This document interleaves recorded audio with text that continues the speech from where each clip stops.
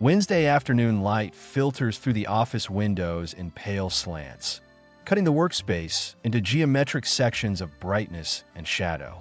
Min-woo sits at his desk, staring at the same Excel spreadsheet he's been staring at for the past 40 minutes. The numbers blur together. Revenue projections for Q4, client retention rates, profit margins that should matter but don't. His eyes track across the office to Yu-jin's desk without permission. It's become a reflex he can't break, glancing over every few minutes like checking a wound to see if it still hurts. It does. She's on a call. He can see her through the maze of monitors and potted plants, phone pressed to her ear, nodding at something the person on the other end is saying. Her expression is animated, professional, the face she wears for clients and supervisors, the face that reveals nothing. 3 days since the conference room, 72 hours of professional courtesy that feels like drowning in shallow water. They've exchanged exactly 11 words. Min-woo counted. Monday, good morning. Morning. Tuesday, can you send me the Chin Industries file? I'll email it. Wednesday, thank you. You're welcome. Each interaction polite, painless, perfectly cordial. The kind of exchanges that happen between people who barely know each other. Sung-ho appears at Min-woo's desk, coffee in hand. He sets a second cup down, black, no sugar, the way Min-woo drinks it when he's stressed. The ceramic makes a soft thunk against the desk. You look like death, Sung-ho says conversationally. Thank you for the observation. I'm just saying, you've got that zombie thing going on. Dead eyes, going through the motions. Sung-ho leans against the desk partition. Want to talk about it? No. Want to not talk about it over drinks after work. Min-woo finally looks away from his screen, meets Sung-ho's eyes. His friend's face shows genuine concern beneath the casual tone. Dark circles and worry lines earned from too many sleepless nights with a teething baby, but still making time to check on Min-woo. Maybe, Min-woo says. That's the spirit. Enthusiastic agreement. Sung-ho takes a sip of his own coffee. For what it's worth, she looks just as miserable as you do. Min-woo's fingers still on the keyboard. I don't know what you're talking about. Right. And I don't know that you two spent months doing romance lessons that were clearly more than lessons. Sung-ho's voice is low, pitched for Min-woo's ears only. The whole office knows something happened. You both show up Monday morning looking like someone died. And suddenly you can barely look at each other. It's not subtle. We're being professional. You're being miserable. There's a difference. Sung-ho shifts his weight.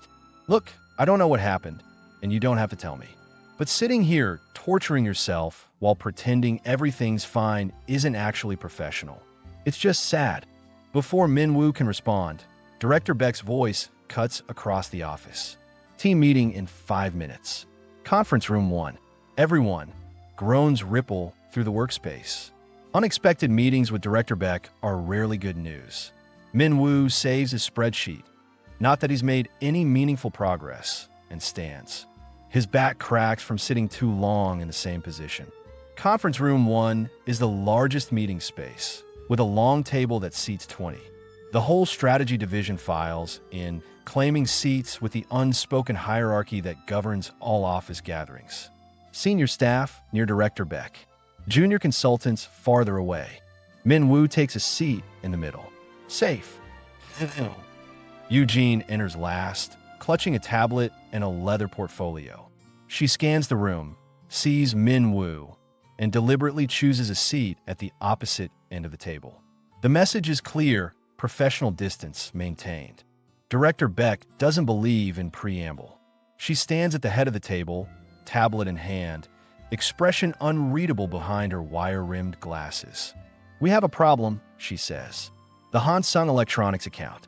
They're threatening to terminate their contract early unless we can demonstrate significant improvement in the next quarter. The words land like stones. Hansung is their largest client, the account that keeps the lights on, that funds everyone's salaries. Losing them would be catastrophic. What happened, someone asks. Their new VP isn't impressed with our recent performance. Says we've been coasting on past success, not innovating. Director Baek swipes through her tablet. They want a complete strategic overhaul. Fresh perspectives. Proof that we're worth the fees they're paying. The room goes quiet. This isn't just a problem. It's a crisis. I need a team on this, Director Baek continues. Our best people, working intensively for the next 3 weeks to develop a presentation that will blow them away. Her eyes scan the room. Kong Min-woo, you'll lead. Min-woo's stomach drops. Director, you're our strongest strategist. This needs your expertise. Director Baek's tone leaves no room for argument. Han Yu-jin, you'll be his second. Your client relationship skills are exactly what this needs. No, the word screams through Min-woo's head, but doesn't make it to his mouth. Across the table, Yu-jin's face has gone pale. Her fingers tighten around her tablet until the knuckles turn white. Director Baek, Yu-jin says carefully, perhaps it will be better if... This isn't a request. Director Baek's expression sharpens. This is the most important account this division has. I'm assigning my best team, unless there's a conflict of interest I should know about. The question hangs in the air, a trap disguised as concern. Yu-jin's jaw works. No conflict. Good. I'll expect a preliminary strategy outline by Friday. Director Baek closes her tablet with a decisive snap. The rest of you will support as needed, but Kong and Han are point on this. Meeting adjourned. People file out, murmuring to each other in low voices. Speculation about what went wrong with Han Sung. Relief that they're not the ones tasked with fixing it. Min-woo stays seated. So does Yu-jin. Director Baek gathers her things slowly, deliberately. When everyone else has left, she pauses at the door. Whatever is happening between you two, she says without looking at them, put it aside. We can't afford personal drama right now. I need you both functioning at full capacity. She leaves. The door closes with a soft click. Min-woo and Yu-jin sit at opposite ends of a table designed for 20, an ocean of polished wood between them. So, Yu-jin says finally. Her voice echoes slightly in the empty room. So, Min-woo eshoes. 3 weeks, working together closely, on the most important project either of us has ever handled. She's still not looking at him.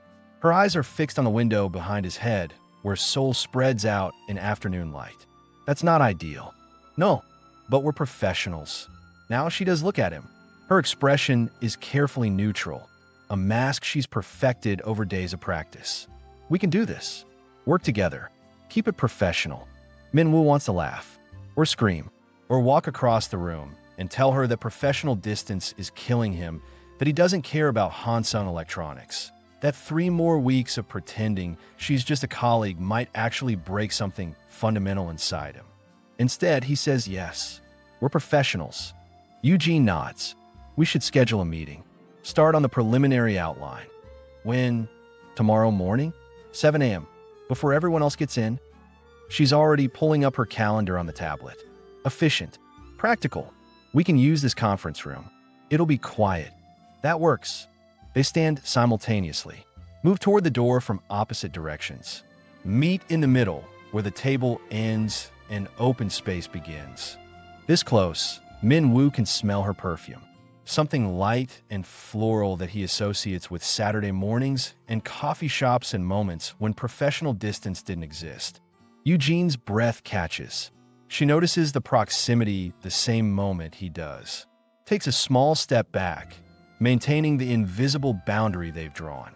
Tomorrow, then, she says. Tomorrow. She leaves first. Always leaves first, Min-woo is noticing. Like staying too long in the same space with him might be dangerous. Min-woo remains in the conference room, staring at the empty doorway. Outside, the office continues its normal rhythm. Phones ring, keyboards click. People discuss weekend plans and lunch options and anything except the obvious tension crackling through the air. His phone buzzes. A text from Sung-ho. Drinks? You look like you need them. Min-woo types back. Definitely.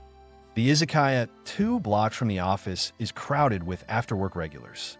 Salarymen in loosened ties. Office workers celebrating someone's birthday with too much soju. The air is thick with the smell of grilled meat and cigarette smoke and the particular desperation of people trying to forget their workday. Sung-ho secures a corner booth. orders beer and fried chicken without asking Minwoo's preference. They've been friends long enough that preferences are understood. So, Sung-ho says when the beer arrives. Han-sung, Minwoo agrees. Working with Yu-jin for 3 weeks. Yep, that's going to be terrible, awkward, a special kind of torture. Minwoo drinks half his beer in one long swallow. Yeah, Sung-ho drums his fingers against the table. Can I ask what happened? Between you two, Minwoo considers deflecting, changing the subject, maintaining the professional facade even with his closest friend. But he's tired, so tired of pretending. I fell in love with her, he says simply, and she ran away. The words feel both too big and too small. They don't capture the complexity, the months of lessons, the slow build of connection, the rain-soaked almost kiss. But they're true, the essential truth beneath everything else. Sung-ho whistles low. Damn. She ended the lessons. Said we need to keep things professional. Minwoo picks at the label on his beer bottle. She thinks I don't really know her. That I'm in love with some idealized version, not the real person. Are you? Minwoo looks up sharply. What? In love with an idealized version? Sung-ho's expression is serious now, the teasing gone. Because here's the thing. You two did those lessons for months. You spent time together, got close. But she might have a point. There's a difference between falling for someone when they're teaching you, being patient and kind because that's the role, and falling for who they are in real life. When things get hard, when they're messy and scared. The words sting because they might be true. Minwoo thinks about Yu-jin in the conference room 3 days ago, crying, telling him she's broken, that she sabotages good things. He thinks about how his first instinct was to fix it, to tell her she's wrong, to solve her fear like it's a problem with a logical solution. I don't know, Minwoo admits quietly. Maybe she's right. Maybe I don't know her well enough to love her. Or maybe, Sung-ho says, you love the parts you do know, and you're willing to learn the rest. That's what love is, isn't it? Choosing someone even when they're not perfect, even when they're scared. The fried chicken arrives. They eat in silence for a while, the kind of comfortable quiet that only exists between old friends. 3 weeks, Sung-ho says eventually. Working together on Han-sung. That's either going to fix things or make them worse. I'm betting on worse. I'm betting on you figuring it out. Sung-ho raises his beer. You're better at this than you think. The whole romance thing, being vulnerable, letting someone in, you learned a lot from those lessons. Minwoo raises his own beer. They clink glasses. To professional distance, Minwoo says dryly. To it failing spectacularly, Sung-ho counters. They drink. The izakaya buzzes around them. Somewhere in Seoul, Yu-jin is probably having a similar conversation with Doon, probably getting similar advice. Tomorrow they'll meet at 7 a.m. They'll work on saving Han-sung electronics. They'll maintain professional courtesy and careful distance and all the boundaries that keep people safe from getting hurt. And Minwoo will try very hard not to notice the way her eyes look in early morning light, or how her voice softens when she's thinking through a problem, or the small tells that give away when she's scared. He'll try. He'll probably fail. But at least he thinks, taking another drink, at least he's trying.